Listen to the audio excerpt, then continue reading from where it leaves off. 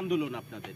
আমাদের আন্দোলন হলো আমাদের কোনো নিরাপত্তা নেই, মানে নদীতে কোনো নিরাপত্তা নেই, স্টাফের নিরাপত্তা নেই এবং স্টাফদের মারধর করতেছে, ডাকাতি হইতেছে, স্টাফ খুন হইতেছে। এর প্রেক্ষিতে তো আমরা কিছু পাইতেছি না। আমাদের আজকে দাবি হইলো যেভাবে যেভাবে চলতে আছে আন্দোলন এভাবে চলবে এবং চলাই যাব এবং এই ইয়ার ক্ষতিপূরণ সরকার যদি না দেয়, না দেওয়া পর্যন্ত, তাহলে আমরা আমাদের মানে আন্দোলন চলবে এবং চলতেই থাকবে।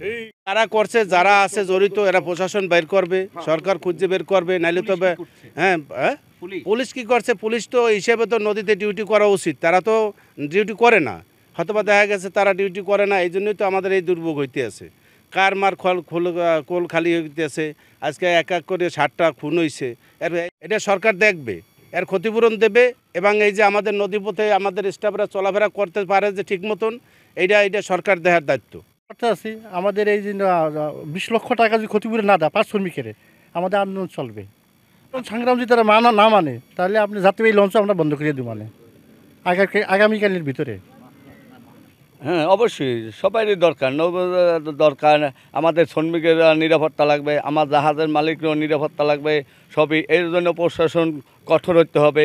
এই ইজলা মূলাদি ডাকাতি হয়, আমাদের স্টাফের মোবাইল নিয়ে যায়, টাকা পয়সা যা থাকে নিয়ে যায়, তৈল লইয়ে যায়, তারপরে তাকে মারধর করে। এর জন্য কঠোর ব্যবস্থা করতে হবে সরকারের কঠোর ব্যবস্থা নিতে হবে। হ্যাঁ, অনুরোধ এটা নিতে হবে, এটা প্রশাসনের এই করতে হবে, অনেক কঠোর ব্যবস্থা করতে হবে।